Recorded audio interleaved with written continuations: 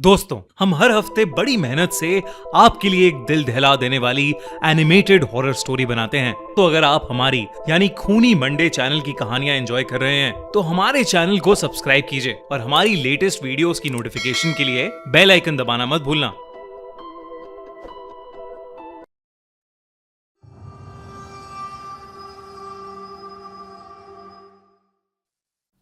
लबोबू horror story. मिलेन अपने dog bio के साथ चाइना के शंघाई शहर में रहती थी। वैसे तो वो चाइना के एक छोटे से गांव से थी, पर अपने फादर की डेथ होने के बाद वो अपनी माँ और बहन के लिए पैसे कमाने शंघाई शिफ्ट हुई थी। मिलेन की पर्सनालिटी बहुत ही स्वीट सी थी और वो एक टॉय शॉप में काम करती थी। उसे टॉयज बहुत पसंद थे, लेकिन उन टॉयज में से उसे सबसे ज्यादा पसंद थी डॉल्स। क्योंकि वो एक टॉय शॉप में काम करती थी तो वो डिस्काउंटेड रेट्स पर अपनी मनपसंद डॉल्स ले लेती थी। उसके घर में अलग अलग देशों से आई हुई यूनिक डॉल्स थी। एक दिन उसकी शॉप में एक लिमिटेड एडिशन लबूबू डॉल का कलेक्शन आया, जहां सारी डॉल्स आते ही बिक गईं। एक डॉल मेलिन ने पहले से ही अपने लिए अलग रख ली थी। उस लबूबू डॉल का कलर गोल्डन था, एक ऐसा शेड जो बाकी लबूबू डॉल से अलग था। वो डॉल बहुत ही सुंदर थी और उस लबूबू जितनी क्यूट स्माइल मेलिन ने पहले कभी नहीं देखी थी। मेलिन उस लबूबू डॉल को अपने घर ले गई। वो उस दिन बहुत खुश थी और बस उस लबूबू डॉल को निहारती जा रही थी। उस डॉल की प्यारी सी नीली आंखें, गोल्डन कलर का सुंदर सा फर, लंबे लंबे कान और प्यारी सी बड़े बड़े दांतों वाली स्माइल। मेलिन ने उस लबूबू को जोर से गले लगाया, उसकी ढेर सारी फोटोज खींची और अपने डॉग बाओ को उसकी डॉल फैमिली के नए मेंबर से इंट्रोड्यूस कराया। पर जहां बाओ सारी डॉल्स को देखकर खुशी से अपनी पूंछ हिलाता हुआ पूरे कमरे में इधर उधर भागता था, वहीं वो उस लबूबू डॉल को देखकर बहुत जोरों से भौंकने लगा, गुर्राने लगा। मेलिन को ये बात थोड़ी अजीब लगी, पर उसने सोचा कि बाओ शायद डर रहा होगा, तो उसने डॉल को अपनी शेल्फ पर रखा और सोने चली गई। मेलिन का डॉग बाओ, जो हमेशा उसके पास सोता था, उस डॉल को घूरता रहा और कमरे से बाहर भाग गया।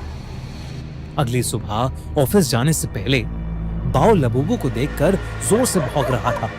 जैसे ही मेलिन घर से निकलने वाली थी, बाओ ने उसकी जीन्स पकड़ ली और उसे खींचकर उसके शेल्फ के पास ले जाने लगा। मेलिन ने बाओ को डांटा, लेकिन वो सुन ही नहीं रहा था।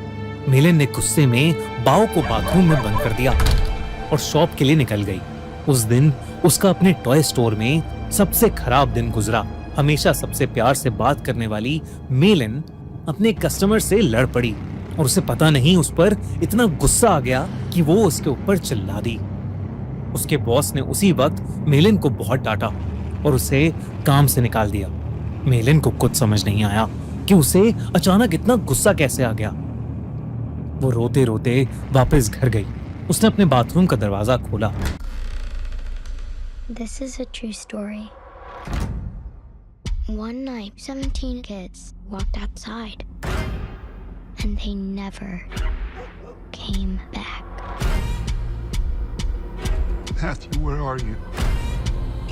A lot of people die in this story in a lot of really weird ways. This is where the story really starts.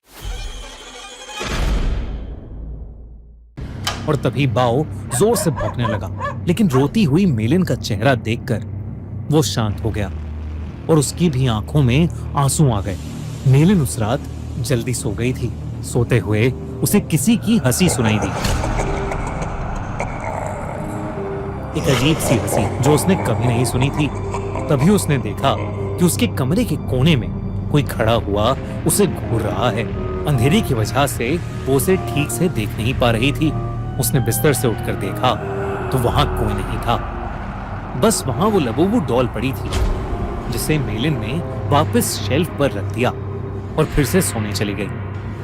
उस रात मेलिन को एक सपना आया जिसमें वो अपने कमरे में थी और वहां एक बहुत ही अजीब सा दिखने वाला जानवर जैसा कुछ था, जिसके बड़े बड़े नुकीले दांत थे, भयानक लंबे और दांतों से भी ज्यादा नुकीले नाखून थे और उसका पूरा शरीर लाल रंग का था। वो जगह जगह से सड़ रहा था। धीरे धीरे वो मेलिन के पास आ गया और उसका गला घोटने के लिए आगे बढ़ा। मेलिन डर के मारे जोर से चिल्लाई, पर वो जानवर उससे ज्यादा जोर से एक भयानक हंसी हंसने लगा और उसने अपने नुकीले पंजों से मेलिन पर अटैक कर दिया। डर के मारे मेलिन की आंख खुल गई, लेकिन तब उसने देखा कि वो लबूबू डॉल उसके ऊपर बैठी है। मेलिन की चीख निकल गई। उसकी चीख सुनकर उसका कुत्ता बाओ भागता हुआ कमरे में आ गया। मेलिन को समझ नहीं आया कि वो लबूबू डॉल जिसे उसने सोते हुए शेल्फ पर रखा था, वो उसके बेड पर कहां से आ गई। उसने ध्यान से उस डॉल को देखा तो वो डॉल अब पहले से ज्यादा हंस रही थी। मेलिन कुछ समझ पाती कि इससे पहले ही मेलिन के डॉग बाओ ने उस डॉल को अपने दांतों से खींचा और उसने उसके चिथड़े चिथड़े कर दिए। मेलिन पसीने से भीगी हुई थी और उसका सर दर्द से फट रहा था, इसलिए उसने बाओ को कुछ नहीं कहा। मेलिन ने उस लबूबू डॉल को डस्टबिन में डाला और बाओ को अपने पास बुलाकर फिर से सोने चली गई। जब वो सुबह उठी तो उसका सर पिछली रात से भी ज्यादा दर्द कर रहा था। साथ ही साथ उसके हाथों पर छोटे छोटे लाल दाने आ गए थे। बाओ भी कमरे में नहीं था। उसने बाओ को आवाज लगाई, पर उसको अपनी बात का कोई जवाब नहीं मिला।